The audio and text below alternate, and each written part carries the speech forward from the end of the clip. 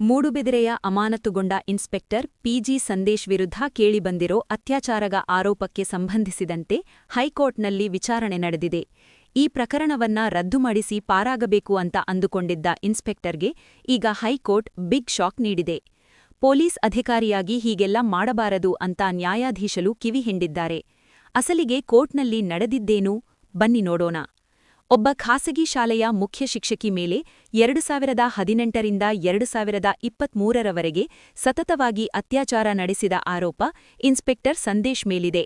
ಕುಟುಂಬದವರಿಗೆ ತೊಂದರೆ ಕೊಡ್ತೀನಿ ಅಂತ ಬೆದರಿಸಿ ವಿವಿಧ ಪ್ರಕರಣಗಳಲ್ಲಿ ಸಿಲುಕಿಸೋದಾಗಿ ಭಯ ಹುಟ್ಟಿಸಿ ಈ ಕೃತ್ಯ ಎಸಗಲಾಗಿದೆ ಅನ್ನೋದು ಸಂತ್ರಸ್ತೆಯ ದೂರು.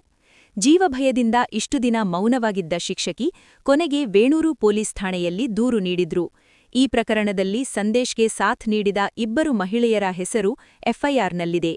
ಹೈಕೋರ್ಟ್ನಲ್ಲಿ ಈ ಪ್ರಕರಣದ ವಿಚಾರಣೆ ನಡೆದಾಗ ಇನ್ಸ್ಪೆಕ್ಟರ್ ಪರ ವಕೀಲರು ಇದು 3 ವರ್ಷ ಹಳೆಯ ಕಥೆ, ಇನ್ಸ್ಪೆಕ್ಟರ್ನ ಸಿಲುಕಿಸಲು ಮಾಡಿರೋ ಪಿತೂರಿ ಅಂದರು. ಅಲ್ಲದೆ ಅರ್ಜಿದಾರರು ಪೊಲೀಸ್ ಅಧಿಕಾರಿಯಾಗಿದ್ದಾರೆ, ದೂರುದಾರಿಯೂ ಖಾಸಗಿ ಶಾಲೆಯಲ್ಲಿ ಮುಖ್ಯ ಶಿಕ್ಷಕಿಯಾಗಿದ್ದಾರೆ. ದೂರುದಾರೆ ಮಾಡಿರುವ ಆರೋಪಗಳ ಮಾದರಿಯನ್ನು ಜನಸಾಮಾನ್ಯರು ನಂಬುವಂತಿಲ್ಲ ಎಂದರು.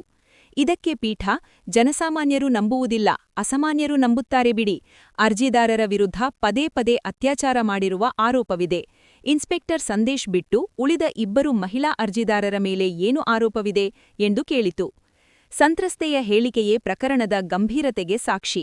ಮೊದಲ ಅರ್ಜಿದಾರರು ಪೊಲೀಸ್ ಅಧಿಕಾರಿಯಾಗಿದ್ದು ತನಿಖೆ ನಡೆಯಲೇಬೇಕು ಎಂದು ಸರ್ಕಾರಿ ಅಭಿಯೋಜಕ ಬಿಎನ್ ಜಗದೀಶ್ ಪ್ರತಿಪಾದಿಸಿದರು. ಆದರೆ ಸಂತ್ರಸ್ತೆ ಪರ ವಕೀಲರು ಕೋರ್ಟ್ ಮುಂದೆ ಇಟ್ಟ ದಾಖಲೆಗಳು ಎಲ್ಲರನ್ನ ದಂಗುಬಡಿಸಿದವು. ಬರೋಬ್ಬರಿ 800ಕ್ಕೂ ಹೆಚ್ಚು ಆಡಿಯೋ ರೆಕಾರ್ಡಿಂಗ್ಗಳು ಮತ್ತು 13 ಲಕ್ಷ ರೂಪಾಯಿ ಹಣ ವರ್ಗಾವಣೆಯ ದಾಖಲೆಗಳನ್ನ ಸಲ್ಲಿಕೆ ಮಾಡಲಾಗಿದೆ. ಅಲ್ಲದೆ ಆರೋಪಿಗಳು ಸಂತ್ರಸ್ತೆಗೆ ಜೀವ ಬೆದರಿಕೆ ಹಾಕಿದ್ದಾರೆ, ಇಬ್ಬರು ಮಹಿಳೆಯರು ದೂರು ಹಿಂಪಡೆಯುವಂತೆ ಹೆದರಿಸಿದ್ದಾರೆ ಎಂದರು. ಇದನ್ನ ಗಮನಿಸಿದ ನ್ಯಾಯಾಲಯ ತನಿಖೆ ನಡೆಯಲೇಬೇಕು ಎಂತ ಖಡಕ್ಕಾಗಿ ಹೇಳಿದೆ.